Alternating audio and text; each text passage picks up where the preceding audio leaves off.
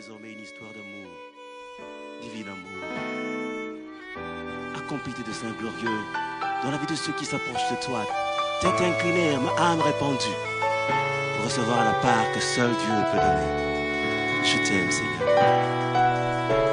Divin amour, Tu reviens bientôt, Seigneur. Merci pour bénir ta parole. Au nom de Jésus. Amen. Gloire au Seigneur.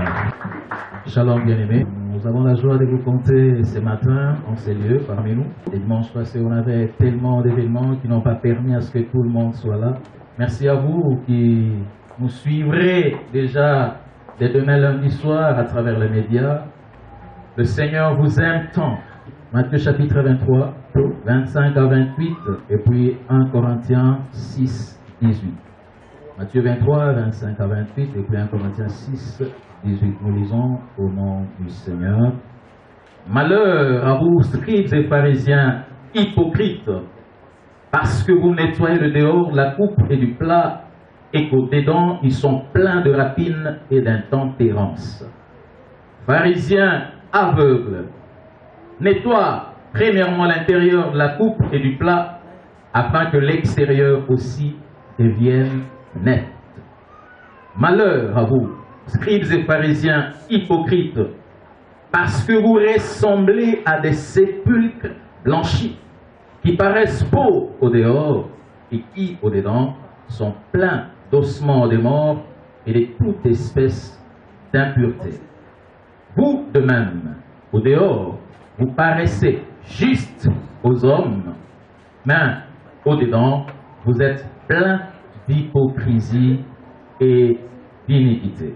1 Corinthiens 6, 18. Fuyez l'impudicité. Quelque autre péché qu'un homme commette, ce péché est hors du corps. Mais celui qui se livre à l'impudicité pêche contre son propre corps. Disons Amen.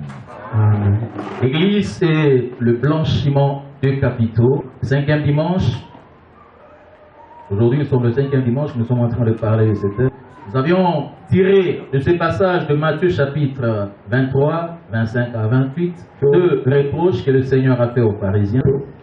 Quand nous parlons des blanchiments des capitaux, ceux qui sont dans le monde des affaires, dans le monde économique, dans le monde du droit, de justice, tout ça, ils connaissent. La compréhension que nous avons du blanchiment des capitaux de ces mondes, nous l'amenons maintenant dans la compréhension des vérités profondes, spirituelles que le Seigneur est en train de nous révéler.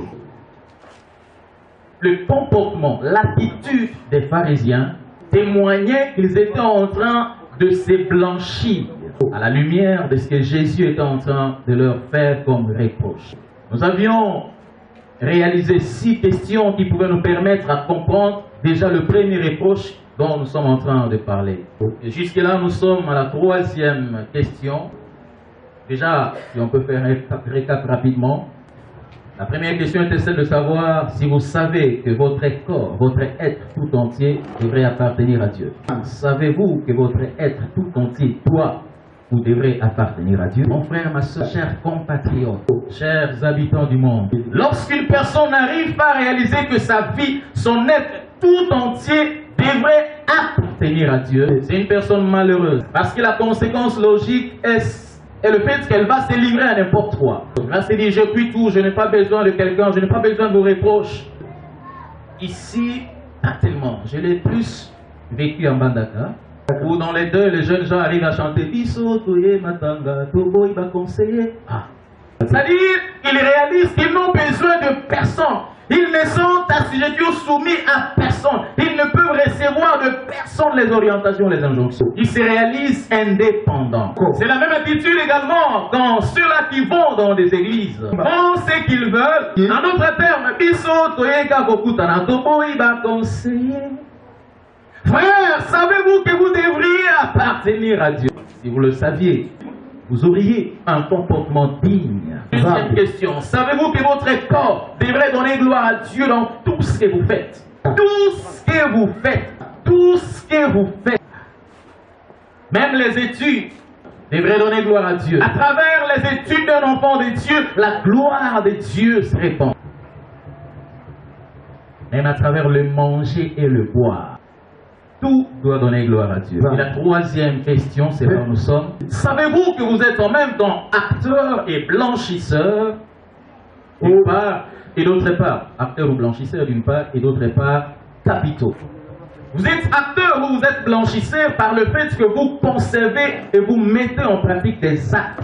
Vous-même arrivez à concevoir des choses que vous exécutez. Là, vous êtes un acteur, un criminel. Et lorsqu'on arrive à l'église, on dit non, moi je viens m'offrir à Dieu, je viens adorer Dieu. Là, on s'est fait capitaux et on se présente à Dieu. Bien-aimé dans le Seigneur. Le dimanche, nous avons parlé de ces points. On va continuer ce matin et peut-être terminer ces points et aborder un autre point. Bien-aimé, la fois passée, nous étions arrivés à comprendre que le meilleur service qu'une personne puisse offrir à Dieu, le meilleur culte qu'un homme offrirait à Dieu, c'est son corps, c'est sa vie. C'est sa vie. Votre vie vaut plus que tout ce que vous pouvez posséder. Et donc Dieu n'a besoin de rien que vous possédez, que vous disposez, que vous gérez en comparaison avec votre âme. Votre âme vaut plus que tout. La meilleure offrande que vous lui offririez, c'est votre vie. Donc, quelle est alors la qualité de cette vie que vous offrez à Dieu? C'est là où nous avons lu dans Romains chapitre 12, 1 à 2, l'apôtre Paul nous demande de nous offrir à Dieu comme un sacrifice vivant, saint, agréable à Dieu. Une menace, peut-être pour certaines personnes, mais elle n'est pas mienne. En fait, ce n'est pas moi qui vous menace, mais c'est le Seigneur qui voudrait se rassurer de la qualité de l'offrande que vous lui donnez. Je ne suis pas là en train de diluer notre adoration de ce matin. Je voudrais simplement nous rappeler que si notre être entier n'a pas été agréé par Dieu, même si on chantait, même si on levait les mains, même si on déclarait, cela n'a rien valu. Et le troisième texte que nous avions sélectionné par rapport à ce point, c'est celui de 1 Corinthiens 6, 18. Fuyez l'impudicité. Fuyez. Fuyez l'impudicité. Il explique pourquoi vous devez fuir. Quelqu'un qui commet l'impudicité, il pêche non pas seulement contre Dieu, il pêche également contre son propre corps.